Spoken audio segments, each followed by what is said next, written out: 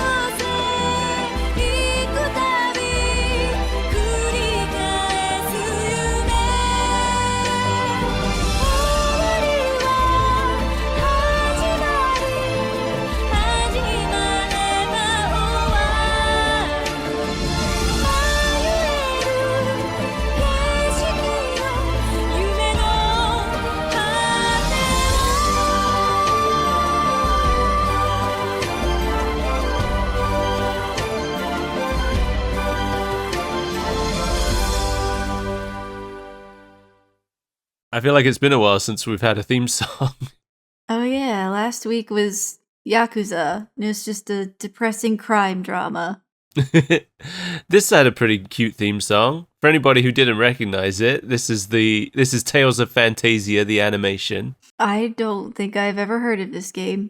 You've never heard of Tales of Phantasia? I don't think so. I mean, you've heard of the Tales of series, right?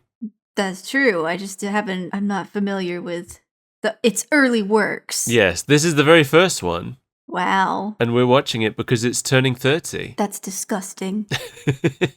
That's what you always say when I give you the age of something. Yeah, because I don't want to think about video games being that old. Well, maybe one reason that you haven't heard of Tales of Phantasia is because when it was originally released in 1995, it was a Japan exclusive. And I was a small child.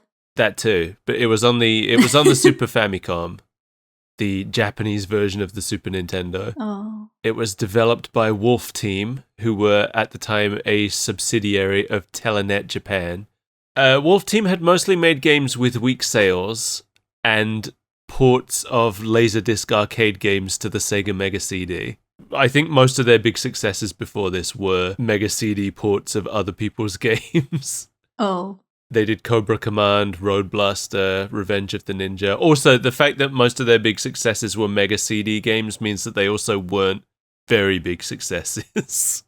Right. It can only go so far. Yeah, it's the Mega CD.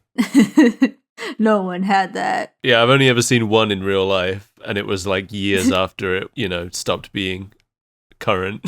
Right. Yeah, in 2003, Namco bought the company and Wolf Team were renamed Namco Tales Studio, since that's what they were known for by then. So I think Tales of Phantasia was their first big success, but then they were closed down in 2012 and merged into Bandai Namco Studios. So I don't think they fired anybody. I think they took all of the staff and just merged them straight into Namco proper. Good. Make a giant Granfalloon. The game was published by Namco from the very beginning, like almost 10 years before Namco bought the company. They were already publishing the Tales series, which is probably why they bought the company. It's probably a case of... Because I think, I'm not super familiar with Namco's output, to be fair. A lot of Pac-Man. Yeah, Pac-Man, Tekken is them, I think. I think the Tales series is one of their biggest franchises. I believe it. I think it's up there with Tekken because like as important as and as popular as Pac-Man is, he's been more successful as merchandise than as video games for quite a long time. Excuse me, he's my favorite cartoon. Yeah, that's merchandise. Cartoons count as merchandise. When's the last time you rushed out to buy a new Pac-Man game? I don't think I've ever purchased a Pac-Man game. I think the last Pac-Man game I bought was whatever it was called, Pac-Man like Championship Edition or something on the 360. I remember you playing that, yeah. That's where I got good at Pac-Man. I'm really good at Pac-Man now thanks to that game. And it was weird because like I wasn't very good at Pac-Man and then I went to sleep and when I woke up I was very good at Pac-Man. It was a switch that flipped overnight. I think it's very important that we discuss that Namco also did Taiko no Tatsujin. Oh, okay. I actually didn't know that. I didn't either. I guess they did Katamari as well, right? I think that's them.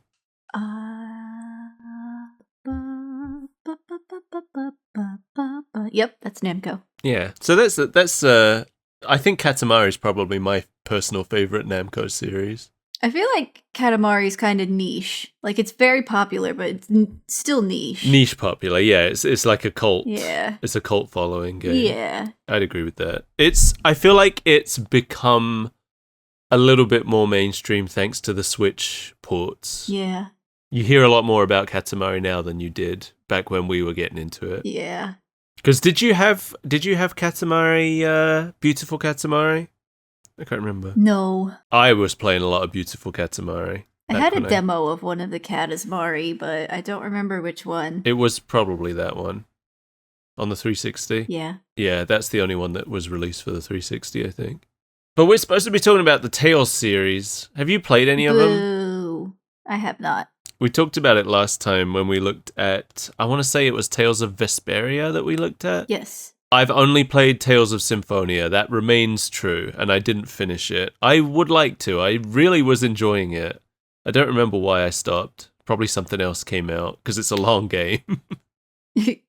You know, I was going to save this for the end, but this anime did its job and made me really interested in Yes. Tales. Yeah. I was going to say the same thing at the end. I would like to play Tales of Phantasia. Yeah, me too. The Tales of Vesperia anime did not... Like, I remember it interesting me a little bit, but not to the point where I was like, hey, I really want to play that. But this one did. This one, I'm like, Tales of Phantasia's moved pretty far up my list of games I want to play soon now. Yeah. I feel like Tales of Vesperia, I was like, I would continue watching this as an anime. I know there is no more, but if there was, I would watch it as an anime. Whereas this, I'm like, I want to play the game. Yeah, I want to play it now. Yeah, so this was based on an unpublished novel written by the game's Total Programmer, was the title he was given. I don't know exactly what that means. I don't know if that means lead programmer. Yoshiharu Gotanda is his name. Because Wolf Team were unsatisfied with their parent company's job publishing their games before this one, they looked for a third party to publish this game. They pitched it unsuccessfully to Enix and then got picked up by Namco, who I guess weren't really known for publishing RPGs. I can understand why they went to Enix. Yeah. I wouldn't be surprised if they went to Square as well. Namco's kind of like a left field publisher for this game. Yeah. The game has limited voice acting and a vocal theme song, which was a big deal considering it was a Super Nintendo game. あなたの目をさらうずっと待ってたこの時もう涙終わらせる夜明けに Yeah, that's crazy. That would take up like 90% of the disc. Or not even the disc, the cartridge. They had to put it on a bigger cartridge than usual to fit it all on. Apparently. That's crazy. It's got the linear motion battle system that the franchise is known for, which is inspired by fighting games. I forget if we talked about that. Because I really liked the battle system in Tales of Symphonia, because it's kind of like Smash Brothers, and it's also multiplayer as well. So you could have a friend control the other characters. Oh, little brother mode. Yeah, which was neat. They can only do it during battles, but it was fun. Right. Apparently, there was some internal conflict during development, which led to a bunch of the staff leaving and forming Tri-Ace, who went on to make Star Ocean and Valkyrie Profile. Oh. Yeah, and one of the people who left to form Tri-Ace was the guy who wrote the novel that this was based on. So I am thinking he wasn't too happy with the way the story went based on that. I don't know. Oh. I played Star Ocean a million years ago. I don't remember a thing about it, but they've re-released it on Steam, and I want to play it again.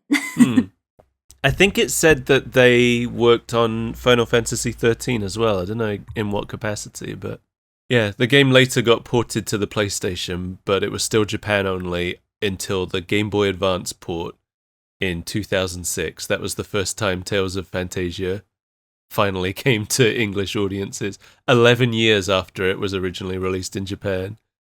Jeez. Yeah, I think we maybe already had Tales of Symphonia by then. I'm not sure. Yeah, 2004 Tales of Symphonia came out in English. So we already had Tales of Symphonia, which was the 5th Tales game before we got the first one. That's crazy. So this is an OVA, an original video animation. We've talked about a few of those before. Yeah, we watched the Sonic Hedgehog. I like OVAs because with a lot of, when they do a full like TV show, there can be some pressure to drag out the story, make it last longer to fill up like as many episodes as they need. With an OVA, they can just make it as many episodes as they need. It doesn't matter. It can be 2 episodes like the Sonic one was. This one's 4 episodes, and the releases were spread across 2 years. And also, OVA tend to have higher budget animation. I'm not sure exactly why that is. I guess they make more of their money back because everyone who watches it is actually buying a tape rather than watching it for free on TV. Yeah, the first tape was released on November 24th, 2004, which was over a year after the Game Boy Advance port released. But the final episode released in 2006, quite close to the PSP port being released. The PSP port, I think, is the one that added full voice acting, which used the cast from this, but the cast used in this were also mostly the cast who did that limited voice acting that was in the Super Nintendo version. So, you know, it's Japan, so they tend to keep the dedication voice to actors keeping the voice cast. Yeah. This OVA was produced by Actus, who made a Shin Megami Tensei Devil Children anime, which I didn't know existed. Ooh. So that's on the list now. Not only did I not know the Devil Children anime existed, I didn't know that Devil Children existed. Oh. Devil Children is a Shin Megami Tensei spin-off that's attempting to be a Pokemon, basically. It's like Dragon Quest Monsters Pokemon style, but Shin Megami Tensei. I didn't know about it. It was on the Game Boy Color, which is right when everybody was trying to do a Pokemon. Yeah, Actus were actually acquired by Bandai Namco in 2017. Oh. Which is like more than a decade after they made this anime. But yeah. But still. they own that studio now. That's cool. Now let's talk about the show. Yeah, let's do it. We open in the Aselian calendar year of 4304, which is a big number. Yeah. That's a higher year than we're at. I mean, they just started counting sooner. Yeah, I guess that's what it is. They really did start counting at the beginning. Yeah, that when it was created, that was year 1. We got the idea to count whatever. like pretty late. One day somebody woke up and was like, should we be keeping track of this, or? I do love things, though, where the people living in BC times are calling it, like, 5 BC. I can't remember what it was, but there was something I watched once where a character living in that kind of world was like, what are we counting down to? Right. What happens when we finally reach 0? So we open with a thunderstorm happening. There's some destroyed village, and we see the shadow of a character looking at some flowers on the ground. This is the destroyed village of Toltus. Yeah, he's placed flowers on a grave. Yeah. We are starting pretty deep into the game's plot here. Really? Yeah, there's a lot that happens in the game before this.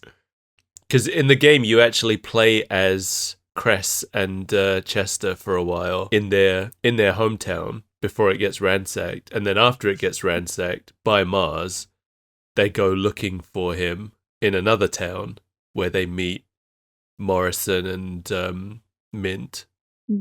So there's a decent amount of plot that's been skipped over to arrive us directly at this part. Okay. Where we are now in a mausoleum full of statues of robed men. And we've got Morrison lying on the ground with Mars standing over him. He's probably fine. I was very happy about the voice actors in this because most of them we already know. And you know how So I feel you about didn't have to do any research. So we've got Trinicus D. Morrison here, played by Unsho Ishizuka, who we know already as the voices of Professor Oak, Onyx, and Coughing in the Japanese Pokemon anime. Onyx, of course. My favorite voice acting. Yeah, he's like... I think they put a lot of effects on Onyx's voice. Probably.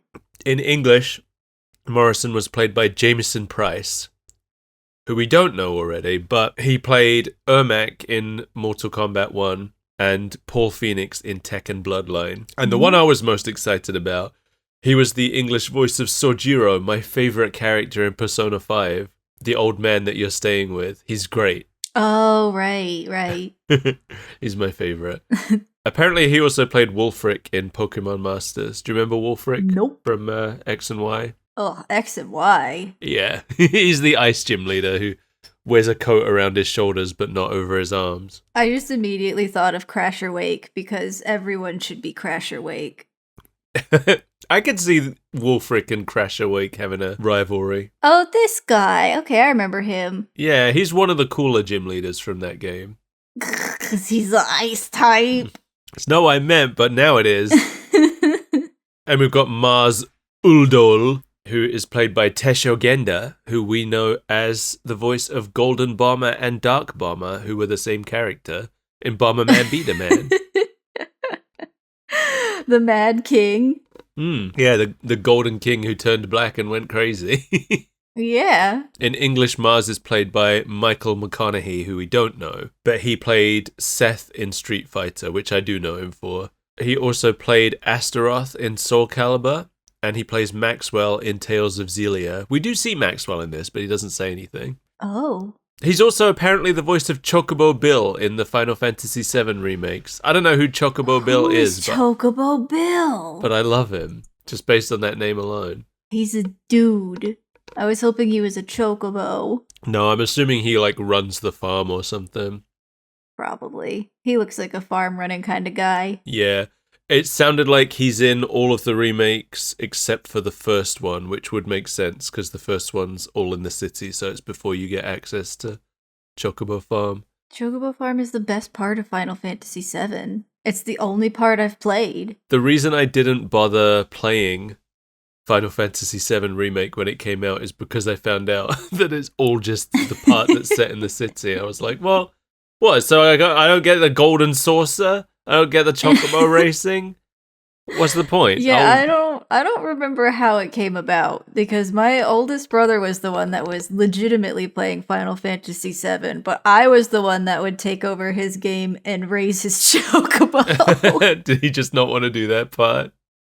I don't know if he didn't want to do it or if he just let me do it. Got him a golden chocobo eventually. Oh yeah, I followed a guide to get the golden chocobo because I don't know how you could figure it out. Did you just figure it out? I don't remember. I remember, because is it the golden one or is it the black one that's the top tier one? Gold, I believe. It's Black one of is them. right before it. But yeah, you have to get it to be able to get to the island that gives you the Knights of the Round Table summon. Right. And I really wanted that, so... I just want the chocobo. See, I knew about it because my friend who had Final Fantasy VII when we were kids had a Game Shark and he used it to unlock all the summons. So we just watched all the summons. Right. So I knew about Knights of the Round, but I wanted to get it legit. So I followed a guide to get the chocobo you need. I don't remember using a guide, but this was so long ago. Like, because I just don't remember using the internet in general. Really. Yeah, I was assuming you wouldn't have back then. Yeah, I don't remember if we had a strategy guide. It would have been difficult. I think we did. Oh, yeah. I had loads of those books. I still have the strategy guide for Chrono Cross. I've still got the ones for Banjo-Kazooie, the first 2 generations of Pokemon, Donkey Kong 64. Those are all the ones I've got at my parents' house. The only one I brought here with me was the Wind Waker one, because the art in it is gorgeous. Because it's got all the, those stained glass pictures that they did for Wind Waker. You see them online every now and then. It's got all of those in like really high quality, like full page prints of each one between the chapters. So cool. And it's got all the artwork of every enemy and everything. So yeah, I held on to that book.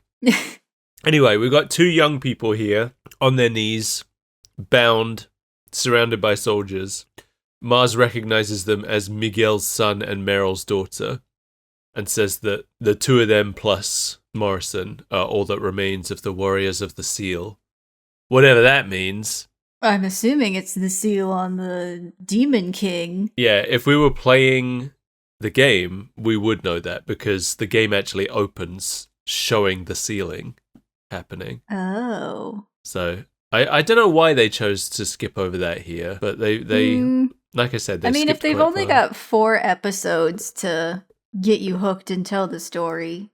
I suppose. I don't know how far through the story they go with this. I don't know if they actually tell the whole story of the game or not. The whole time watching this, I thought they did a good job avoiding first episode syndrome. Like, you get a little bit of exposition dumping, but you don't get all of that clunky everybody meeting and blah, blah, blah. It just throws you straight into the action, and it doesn't need to explain a whole lot to catch you up. That's a good point. They actually, I didn't think about it, but they skip over every meeting in this. We don't see any characters meet for the first time. Yeah, they're already together, and you can tell what their relationship is just from this scene alone. Because even later on, when a couple of the other party members are introduced, we skip quite far over when they met them. Yeah. So yeah, we've got Cress Albane here, played by Takashi Kusao, who played Kai in Akira, and is the voice of Trunks in Dragon Ball. I feel like those 2 alone are enough. Yeah. This is a big name actor. Yeah. He also apparently played Sonic in the Sonic arcade game, the one that introduced Mighty and Ray to the series. I forgot they had voices in the horrible there. one with the ball. The trackball one, yeah. It's so bad. Have you played it? Yes, I have. Oh yeah, didn't you sent me a picture of it and I was like, you have to play that at least once because it's so rare. I think, yeah, you had seen somebody on Blue Sky say that they had the machine there and you're like, you have to look for it. And I found it and it was not good. No, I've only played it once. They used to have it at Sega World in London for the couple years that Sega World existed in London. I went on the opening year, and it must have been around Christmas on the opening year that I went, and I played it a couple times. It's interesting. It's unique. That's a word you can use for it's sure. Very difficult for them to port it to anything now because of the trackball.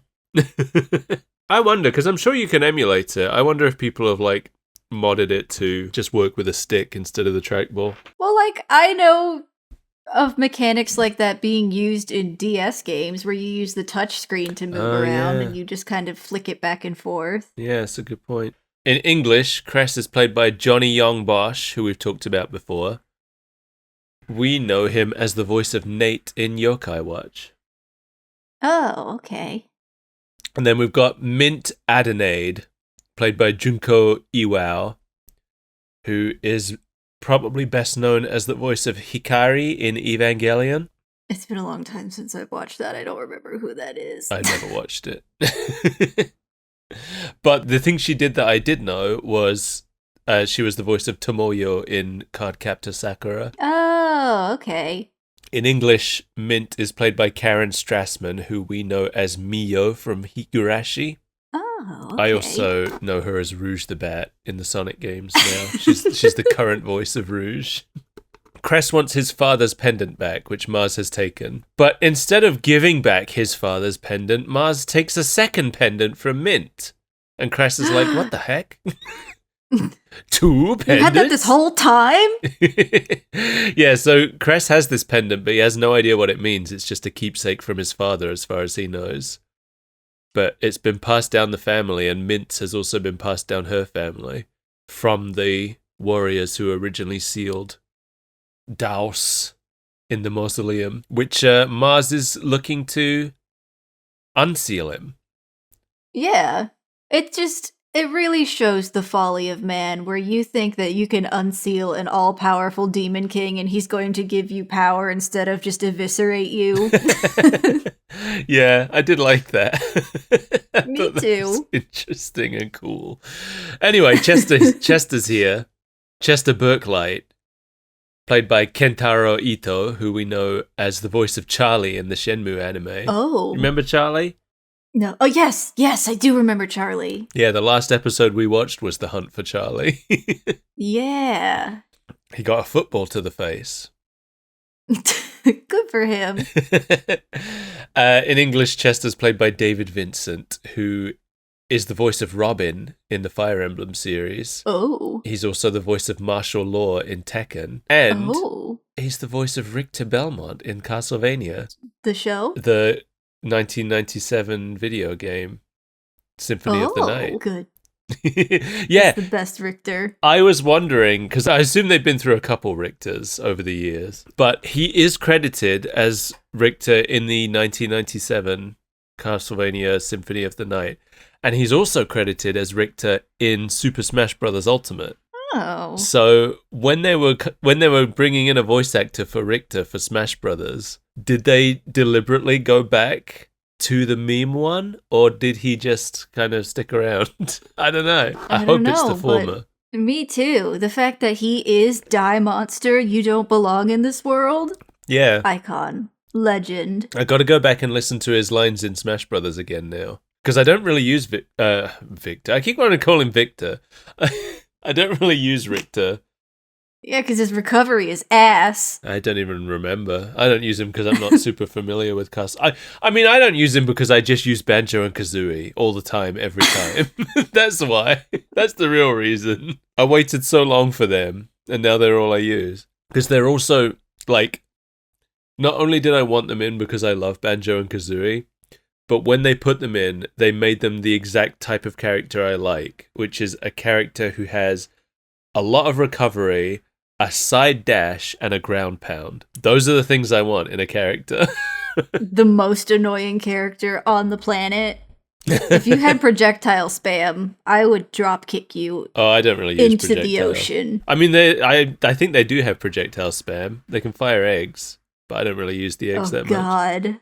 What a horrible thing they did. But I don't think Banjo and Kazooie are considered a particularly high tier character. Are you looking it up? I'm about to, yeah. I'm still looking at pictures of Tomoyo from Card Captor because she's cute. She is cute. Tier list 2025. Why not? There's too many characters. I can just tell that they're not in the top 4 for sure. Okay. Who are? Broken tier is Minecraft Steve, Sonic the Hedgehog, the What? Jokler. I thought Sonic was considered pretty low tier. I don't know. Game & Watch. All right, we're going to have to look up what makes Sonic so broken. I have no idea who these characters are. Probably a Fire Emblem. Rob, Pikachu, and what's-his-face from Tekken. Kazuya? Was that it? Kazuya. I think so. I didn't want to say it. I didn't want to make a fool of myself. But you were thinking... I do that every day. If we were both thinking it, then that's probably what it is. Yeah. Top tier, Daisy, Fox, Palutena, Diddy Kong, Yoshi, Luigi, Snake, Cloud, Pac-Man, and is that the Arms girl? I don't know what her name is. Min Min, I think. Yeah. Top high tier, Roy, Wolf. Wolf. I thought everybody hated Wolf. I thought everybody hated Sonic, so... True. Interesting. Wario, Samus, Mario, Olimar, and Shulk. Who's in the bottom? Yeah. DDD and Ganondorf? I don't believe that. DDD? Yeah. I have seen somebody absolutely destroy everyone with a DDD. Me too. I thought DDD was pretty high tier. Ganondorf I can see, because his moves hit really hard, but they're too slow to really be useful. True. I don't know. Maybe we can't trust whoever made this particular tier list. Where's Captain Falcon? Because I know that's Sakurai's main. Falco Punch. He is an upper mid tier. Okay. Or he used to be Seems like- Sakurai's main, at least. Maybe he's not anymore. Anyway. I So thought Mars- King K. Rool was really high tier. This guy has him in the second to last. No, I don't know. I think people just love King K. Rool because they wanted him for so long. Maybe. Anyway, sorry to keep derailing. That's what our show's about. Yeah, but then you cut it out and make people pay for it. Not always. I don't always do that. Only if it's super irrelevant. This I'll leave in, Okay. since you've called me out. So Mars says he's going to kill Cress if Chester doesn't back down. So Chester backs down. Because Cress and Chester are childhood friends. Feel like we get more of a sense of that in the game than we do in the show. Yeah, they try, but you don't quite get that sense. Yeah, there isn't really much of a sense that... I feel like in the show, I just kind of assumed that Mint, Cress, and Chester all came from that town Right. that Mars had destroyed. It's only because I looked up the game that I saw that Mint is someone they met after their town had been destroyed. I think from the show, you get the idea that Chester is a noble hero sacrificing himself, but not necessarily that they're like best friends. If I remember rightly, Mars came to their village and destroyed it while the two of them were out hunting. And when they came back, they both reacted differently. Cress immediately left to chase Mars, but Chester stayed behind to bury his parents. So that's why at the beginning what we see, that's Chester standing over the grave at the beginning. You can't really tell because we only Yeah. see his shadow, but... You can see his long hair in silhouette. That's true, yeah. And that's also why, I guess, why he wasn't tied up with them in the mausoleum. Yeah. A light appears above everybody. It turns out that Morrison, who's still lying on the ground, is casting Indignation, the most powerful thunder spell. Indignation! Just whispering it into the dirt. I love that it's called Indignation. Me too. This doesn't happen in the game, and it's actually a pretty big contradiction Yeah. to the plot of the game and to the plot of this, because in this point of time in the story, magic is dead in the world. Okay, I did have questions about that. Yeah, there is no magic in the present. In the game, this does happen, but it happens during the opening where Daus is being sealed. Morrison's ancestor, Edward, is the one who casts Indignation on Daus during the sealing process. I guess they wanted to keep that iconic moment because it's the introduction of magic. It's the first time in the whole series that you see magic being used. Yeah. But since they had skipped over the scene where it happened, they just kind of crammed it into this scene, even though it contradicts things.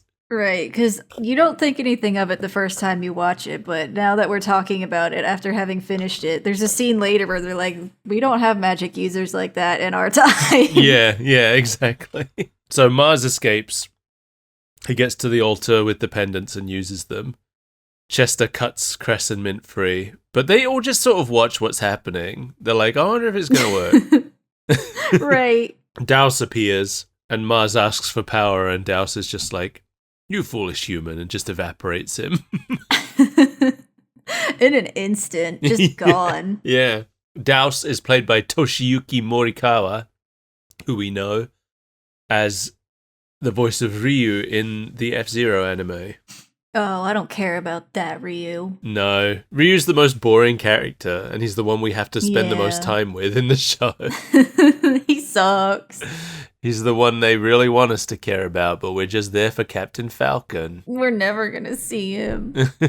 In English, Daus is played by Patrick Sates, I believe that's how you pronounce it, who we're both familiar with for different reasons. Yeah? I know him as Zavok and Zomom in the Sonic series. He also played Lyric in Sonic Boom, apparently. The Snake Man? Yep. And we both know him as Nekomaru in Danganronpa. Oh. He's pretty good. I really liked him as Nekomaru. Yeah, now he can feel us praising him in our hearts. That's my favorite Nekomaru quote. He also plays Scorpion in Mortal Kombat and Jiren in Dragon Ball, but I don't know who Jiren is, so... Nope, me neither. But, you know, being in Dragon Ball is a pretty big deal, I think, so I put it down here anyway. Morrison knows that now that Douse is free, there's no hope, so he sends Cress and Mint 100 years into the past and tells them to look for Klaus F. Lester and Archer Klein. I had some questions about this. Yeah? Like, if you're gonna go into the past, why would you go 100 years into the past and not just, 10 to stop Mars from doing this in the first place? Maybe he wants some more finality on stopping Douse. Maybe it's like, well, if Mars doesn't do it, somebody else will. Maybe we should get some people who can kill this guy. I guess. If you get a team full of people that can do it, whereas before they were dispersed throughout the timeline, unable to do it on their own. Yeah, we've got to get an all-star team of time-traveling lunatics. Yeah, he says that Klaus and Archer were able to stop Douse 100 years ago, according to, I don't know, legends or whatever. So he says, go get them and bring them back here. Chester stays behind to buy them some time. I don't think he understands how time travel works.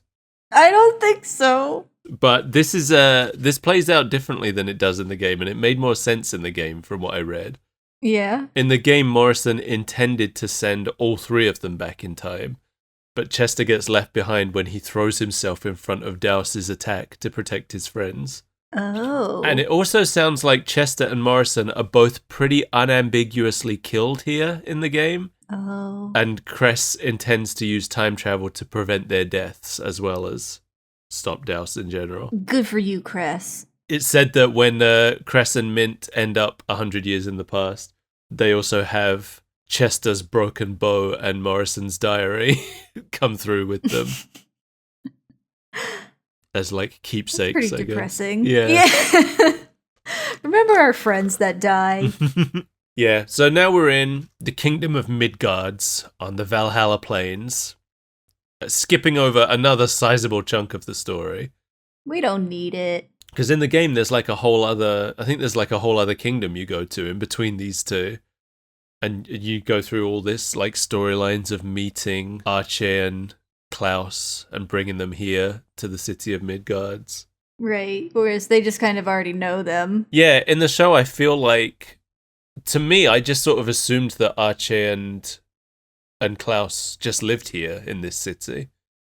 Yeah. But apparently not. They've been brought here by Cress and Mint on their quest. You know, I like to, whenever we get anything that's from the game, I like to go and learn a little bit about it so we can talk about it. Yeah. I could not find a decent monster bestiary for this game. For these weird shark things. Yeah, we've got these shark men, part shark, part soldier.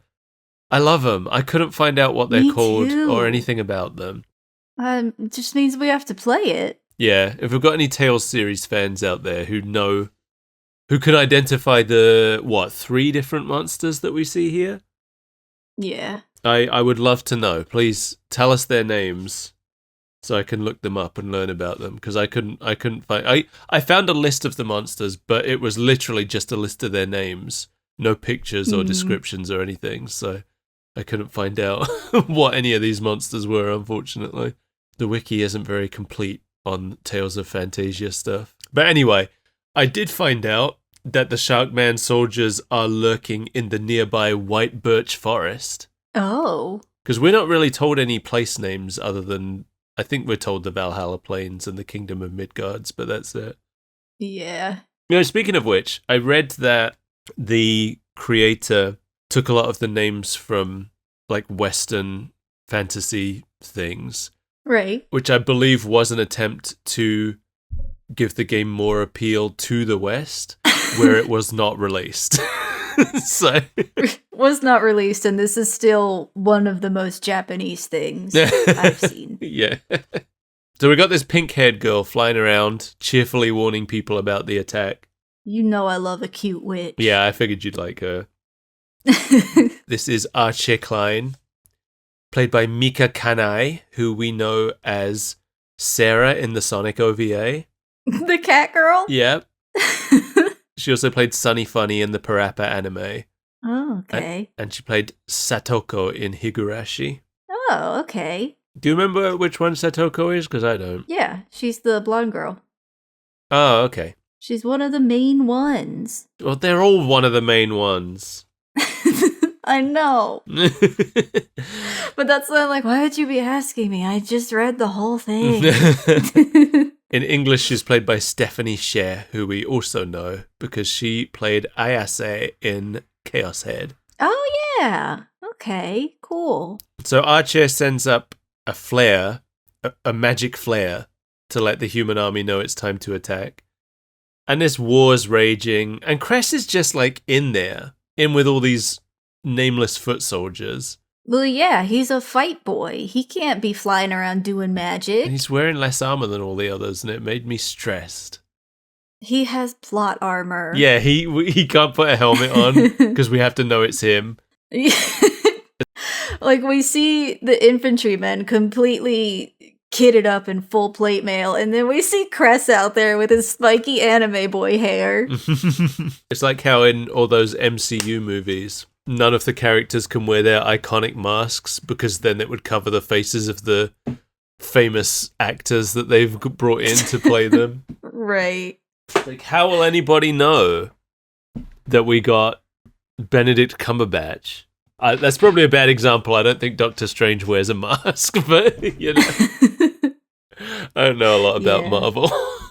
Arche flies back to the city, and we learn it's the year 4200, and a narrator tells us about the 2-year war against Daus's monster forces known as the War of Valhalla. But apparently, this is information I got from reading about the plot of the game. It was originally a 2-year war against Daus and his monsters, but the presence of Cress and Mint ends up shortening the war to 1 year. So, we see Klaus. He's preparing a summon up on a tower. This made me think so much about video game spellcasters. Like, I never use summoners. They're super powerful, but it costs all of your mana to do one spell. It's just, there's so much setup. I would rather be the cute witch girl and just shoot fireballs at everybody. Yeah, I think the trade-off, at least in the Tales series, the trade-off is that the summons are a lot more powerful. No, that's always what the trade-off is, but because it costs so much mana and it's just so hard to set up, I'm like, but what if, instead of having one really powerful spell, we have a lot of fireballs? Yeah, Klaus F. Lester is played by Kazuhiko Inoue, who played Professor Elm in Pokemon. So we got 2 professors in this show. Whoa. In English, he's played by Eric Davies, who is Azuma in Ghost in the Shell, and Sid in Final Fantasy XIII, and Soma Cruz in Castlevania Harmony of Despair. I like Soma. Yeah? He's weird. Okay. Well, that's Klaus. That's Klaus's voice. At least the English His one. games are very, very fun. I like collecting souls and using weird spells. Is that the one with the bear thing? No, that's Circle of the Moon. Okay. But I forget which Soma Cruz game it is. So there's Aria of Sorrow, I think, is the one he's in. And why can't I remember? It's been a long time. But anyways, in one of them, you can get a teddy bear as a weapon, and he swings it like a mace. It's ridiculous. That's pretty good. It's super slow and it has really short range, but it hits like 6 times in one swing. Dawn of Sorrow and Aria of Sorrow. Those are the Soma Cruz games. Oh, why wouldn't it be called Dawn of Sorrow and like Dusk of Sorrow? Well, the first one was Aria of Sorrow, and then Dawn of Sorrow is named that because it has DS in it. Oh, remember when everyone was doing that? Yes. I'm trying to think I think it was like Beautiful Joe Dual Strike or something. Like every game on the DS had to have the initials DS in the title somewhere. Right. We know it's on the DS. You don't have to tell us. And then Kingdom Hearts with Dream Drop Distance, 3Ds, because it was on the 3DS. Oh, I never put that You together. never put that but together? Kingdom Hearts always has wacky, wild names. I know. Whatever the DS one was, which is like 2, 4, 3.7 Yeah, days it's later. like divided by...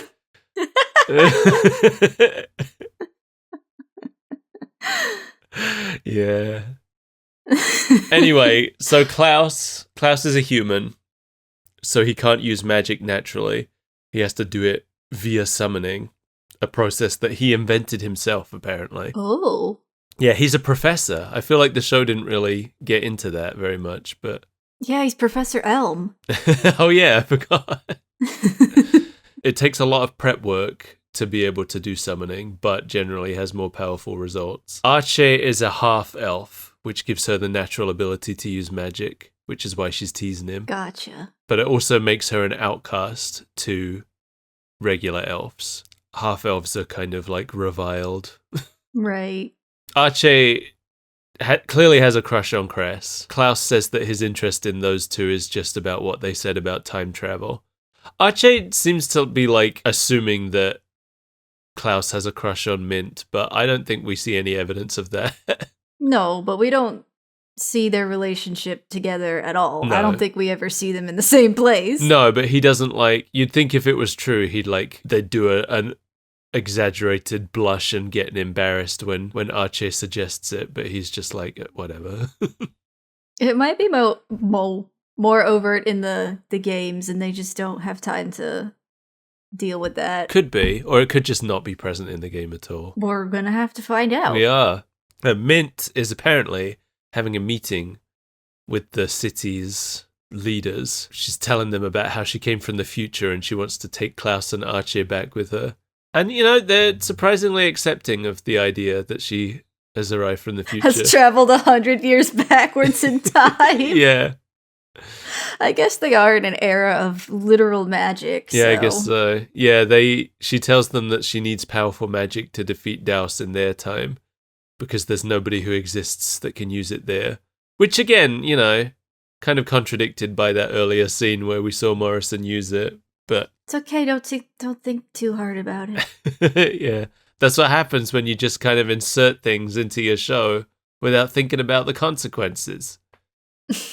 Yeah, the city council say they can't spare any of their resources while the war is still ongoing, and Mint says that they plan to stay and help fight until the war is over anyway. But then we see the head of the knights, Ryzen, who clearly doesn't want to rely on the magic users at all. He's pretty, he's pretty moody about the whole thing. Well, he's got his own plan. Yeah, he just wants the city to rely on the knights, I think. Yeah, and his giant laser, which is going to suck the mana out of the world. Yeah, we'll learn more about that soon. Ryzen is played by Bin Shimada, who we know as Boko in Sonic X. That's I believe the silver one of Eggman's sidekick robots in that show. Oh. The Orbot and Cubot before Orbot and Cubot, basically. He also played Sho in Battle Arena Toshinden, which I believe was the main guy, right? I don't know. I think he was the main guy. In English, Ryzen is played by Kim Strauss, who we know as Sabo in Blue Dragon. Do you remember Sabo? I sure don't. He was the robot captain of the guard, the villains, the leader of the villains. It was confusing in the anime because... The anime kind of butchered everything. Yeah, the anime kind of butchered everything. In the anime, Sabo was leading human soldiers instead of robot ones, so he was a robot leading human soldiers, which didn't make any sense. Right. In the games, all of his soldiers are robots, which makes a lot more sense. So anyway, Ryzen storms out. The leader of the city asks Mint how Daus was unsealed, and she has a flashback to her mother's death at the hands of Mars. In the game, Cress and Mint and her mother are all kind of like captured by Mars and taken to this prison.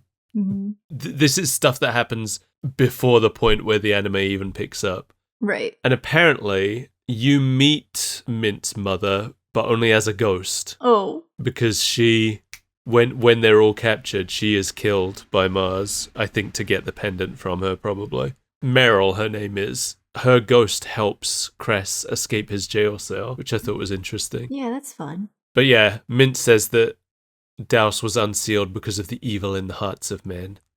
Meanwhile, almost as if it's a segue to this, we see Ryzen going into, I guess it's the Knight headquarters in the city, where he's checking on some kind of secret project. It's a Magitech cannon.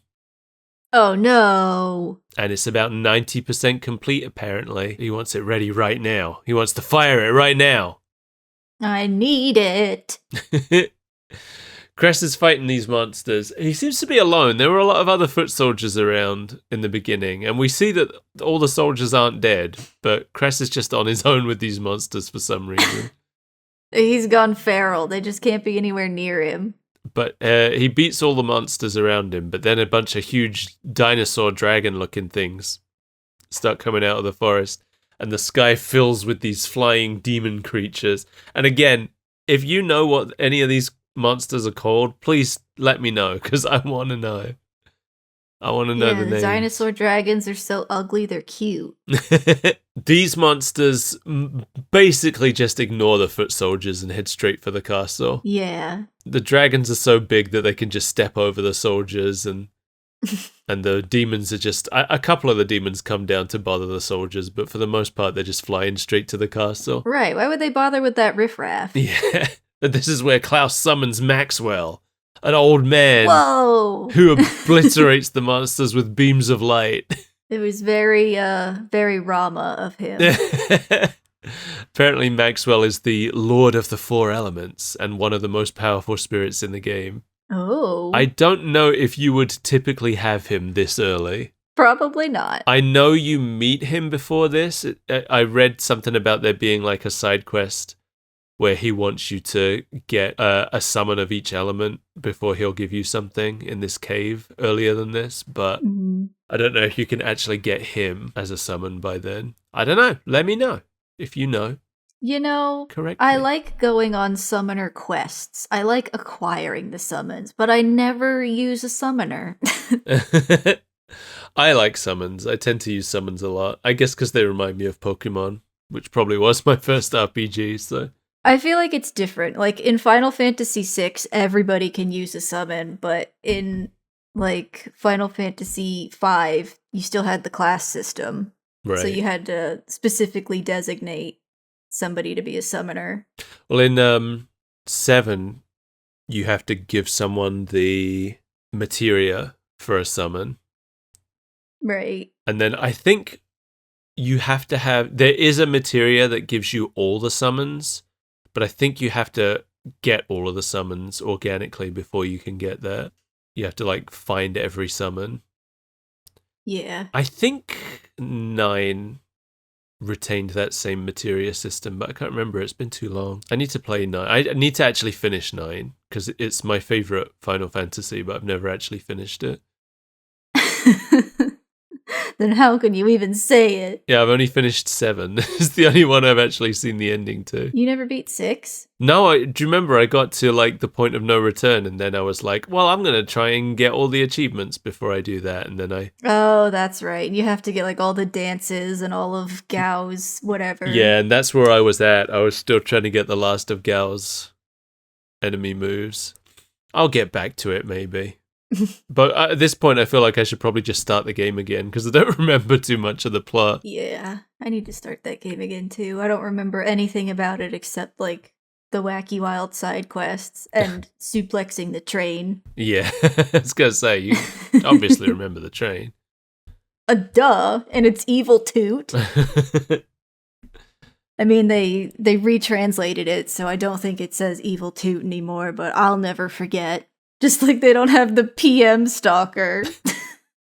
I was singing Go-Go's theme in a call the other day, and you didn't join in or comment at all. I was surprised. I don't remember Go-Go's theme. It's the one that's like ba ba da ba da ba da la da ba ba da ba da ba da ba da. I haven't heard that soundtrack in so long. So if it's not like the boss fight music, I don't remember it too well. Right. Well, anyway, what was happening? Oh, Archie makes fun of Klaus's summon because it took too long to cast. But it killed everything. It killed like a lot of them, but there is one that got through and is sneaking up on him. Yeah. And she takes it out just by saying lightning. She's like, well, yeah, okay, I get it. But you did only hit one of them.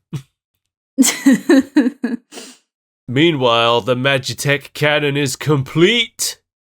Oh no. And Ryson asks for it to be fired immediately, despite the knight he's talking to being a little bit hesitant about it. He's like, don't worry, I'll take full responsibility. Elsewhere, we see that Daus senses the cannon is about to be fired.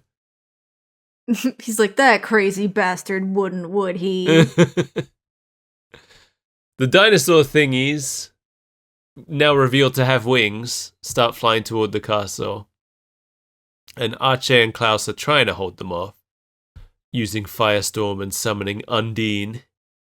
But there are too many. Undine suddenly feels pain and disappears because the cannon is fired. The cannon's beam wipes out a huge amount of monsters. And also, and this is the thing that I thought was really effective for really showing how powerful it is, it wipes out the clouds. Yeah. I thought that was really cool. That was a really nice touch. Because it's been, so far, through this whole past scene, it's been completely overcast.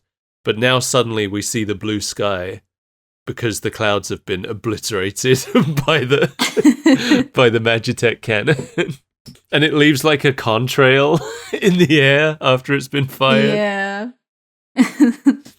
It was I really liked the imagery of it because it's like it's quite slow moving, the beam, and it's got like a screaming woman at its head. Yeah. Not only that, but like it has like an aura about it, and it starts off being these like bright and cool colors, but it like shifts to something unctuous and evil. Yeah. It's pretty cool. Yeah. Cress is very impressed by the beam, and he's like, oh, we can easily beat Daus with that. But Archie is not happy about it. She tells him that it's wrong and that they shouldn't use it. And then Klaus explains that the cannon devours mana, the source of life and magic. See, this is where I was expecting them to have to go 100 more years into the past to stop the creation of the Magitech cannon. And then they just end up going back to the beginning of time, trying to undo all of man's wrongs. I guess it's kind of like an early climate change story in a way. You know? I suppose. Yeah, Ryzen tries to fire the cannon again, but it overloads and explodes. And as she watches, Mint gets a vision of Yggdrasil, the world tree. And we see a woman sitting under the tree begging her to save it because the tree can't take much more. And then she sees Daus with his hand against the tree, vowing to protect it. Yeah, like I was already interested in the story, but then to see that the evil character has some kind of complex motives of his own made it really interesting. Yeah, and then next in her vision, she sees the tree dead and falling apart, and the woman tells her to hurry. This woman is Martel, played by Rie Tanaka, who we knew as Ishtar in the Tower of Druaga. We need to watch that again. Yeah, that was good. In English, she's played by Michelle Ruff, who was Klook in Blue Dragon. The mana power tears through the city as the cannon explodes. Mint is the only one of our main characters who is in the city at the time, but she protects herself using, I guess, her cleric powers? I don't know exactly what a cleric does. I would assume it's like divinity as opposed to magic. Yeah, I think that is the case. A huge portion of the city gets destroyed. That's the last thing we see, just a big explosion in the city. That's the end. Yeah. Now, I just want to say, I started noticing towards the end here a lot of connections to what I remembered of Tales of Symphonia. Okay. First of all, the whole thing about humans not being able to use magic, but half-elves being able to use it and half-elves being kind of outcasts for not being pure human or pure elf. That's all in Tales of Symphonia as well. Also, the world tree, Yggdrasil, is also in Tales of Symphonia and is a very major plot point. And Martel, the guardian of the tree, is also in Tales of Symphonia. So I know that most of the Tales of games are completely disconnected from each other and are like each set in their own separate universe. But I looked into this because I was interested in all these connections, and it turns out that Tales of Symphonia actually is a direct prequel to this game. Prequel? Yeah. Huh. So Tales of Symphonia is set earlier than this in this world's timeline, which is very interesting to me. Yeah. The ending, did you like the ending song? I thought it was pretty.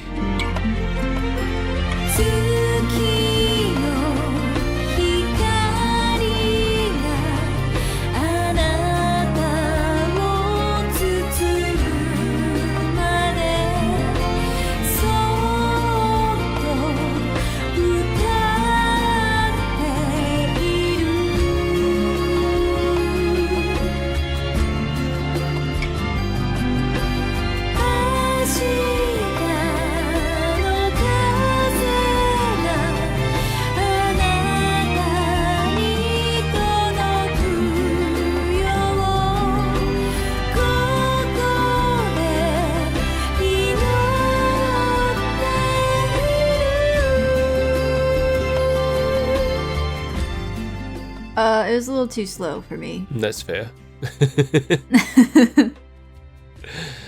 Well, we got the dub to talk about. Oh, yeah. Because this was released in English by Genion in one fell swoop altogether on one, probably DVD, I guess, in January 2007, which was about a year after America finally got the Game Boy Advance version. Some of the names have been localized differently from how the games localized them.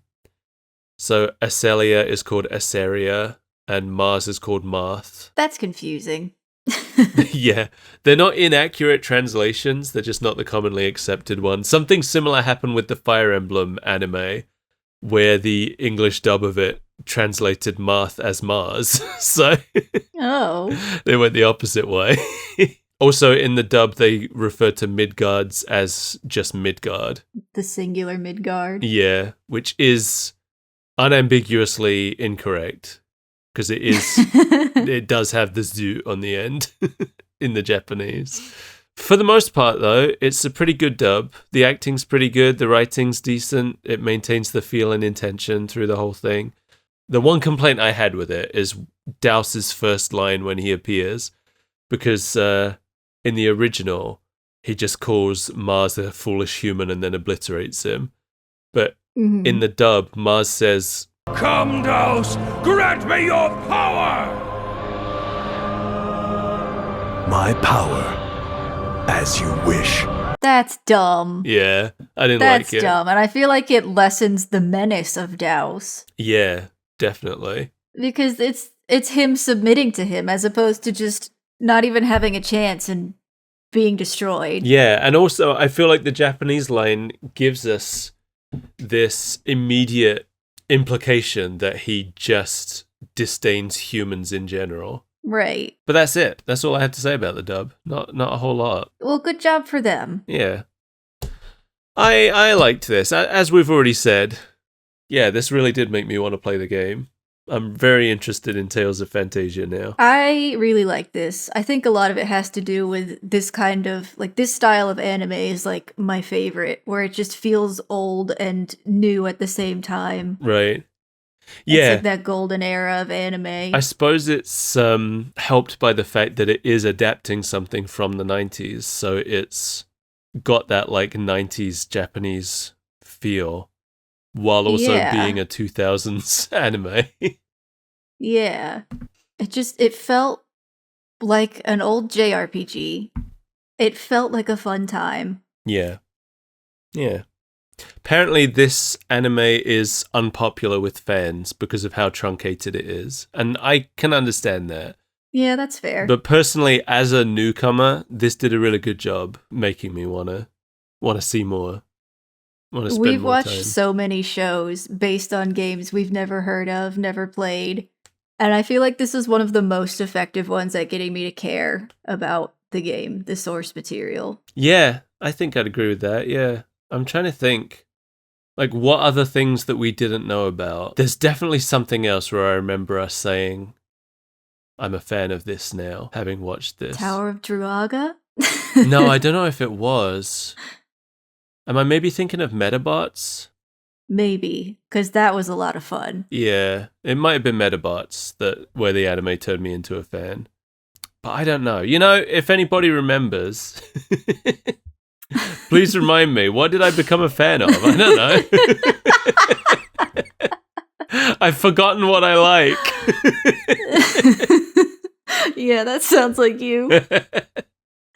And I've got our list of shows that we've covered. Yeah, but that doesn't mean anything. Yeah. Oh, Seiha Girls. Oh, yeah. I definitely became a fan of that because of the show. What a dumb show. Tales of Zestria is the one we watched before. Is that what I said? Yeah, Okay. yeah. I'm assuming there is no legacy. I guess the legacy is in the voice actors, because although like most of the main characters had already had voices from the original release, there are a couple of characters who didn't, like Mars, but the guy who played Mars in this has become the official voice of Mars moving forward. So Right. in the like PSP remake, the full voice remake, he played Mars again. So yeah, that I guess is the legacy of this.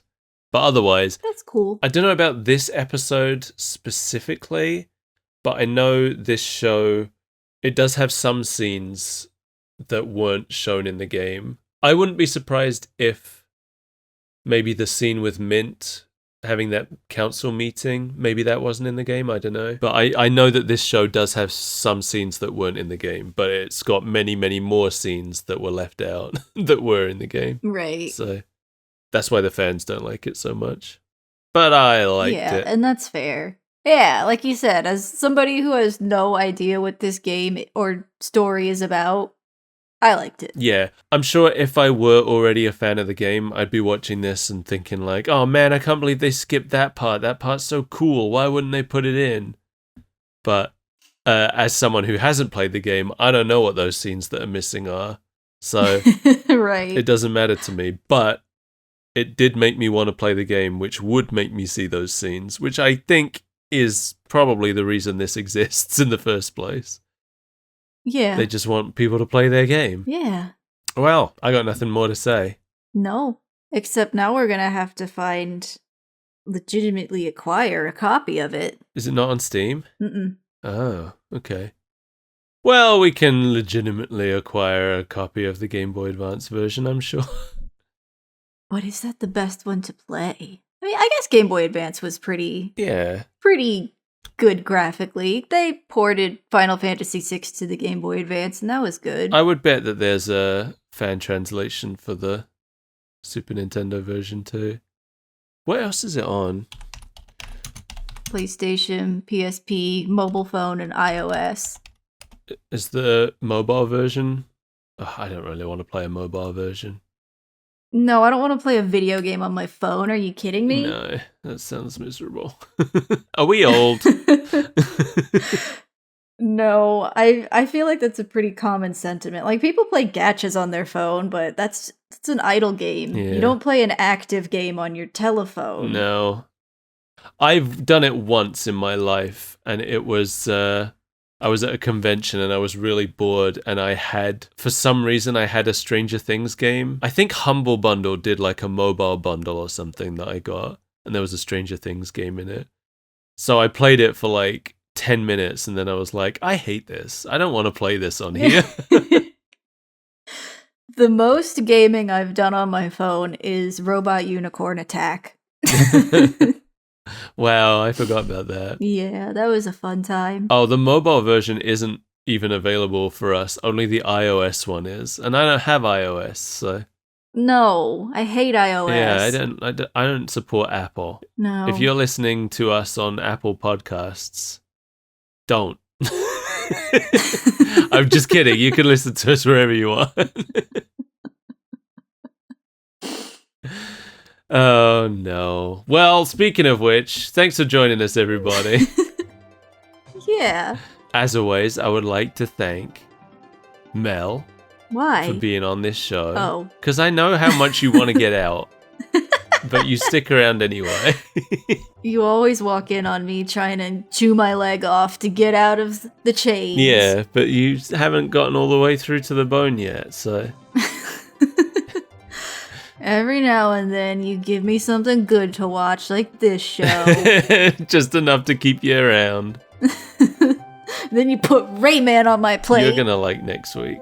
Oh, I know I'm gonna like next week. I would like to thank also our collection of weird freaks, including Jamie Core, Mark Kelly, and our newest weird freak, Natalie No. Whoa. Yeah, we've got a new one in the bucket. We have to, we gotta get the hazing ritual in effect. Oh, what's that? I'll tell you about it later. You don't know, do you? Listen, I've got some ideas, but I need to work through the ones that aren't as legal as the others. You need to work through your emotions. Also, we can't forget our Club Mesmeron, Eugene Lattig. Thanks, everybody. Yeah, I guess. We appreciate all of you. All one person with a series of VPNs and bots. That's my latest conspiracy theory. But which one is it? I don't know. Is it Jamie? Is it Mark? Is it Eugene? I've already accused Eugene. Did Eugene admit to it, though? I don't know. No. Oh. So I guess I gotta look elsewhere. I am Skull Pirate Mike, and you can find me on twitch.tv/Skull Pirate Mike a couple times a week at least, doing stuff. Otherwise, you can find me on, what's that website? Blue Sky? That's the one. Yeah. What about you? I'm Mel. You can find me in a bog. You shouldn't. But if you catch me, I'll grant you one wish. Oh, I used my one wish to make Mel do this show with me. And that's why ever since I've turned it into monkey's paw wishes. Yeah, you didn't think about that process in time to ruin my wish, but... But you've managed to ruin it for everyone else. Good job. Bye!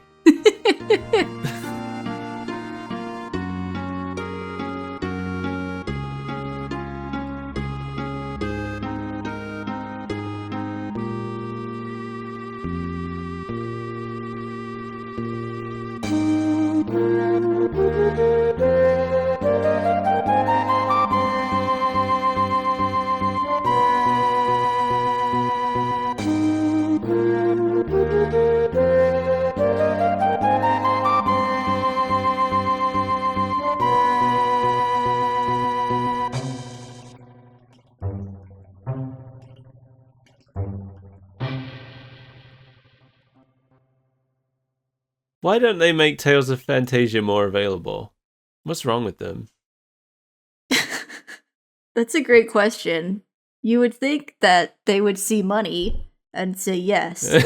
Yes, exactly.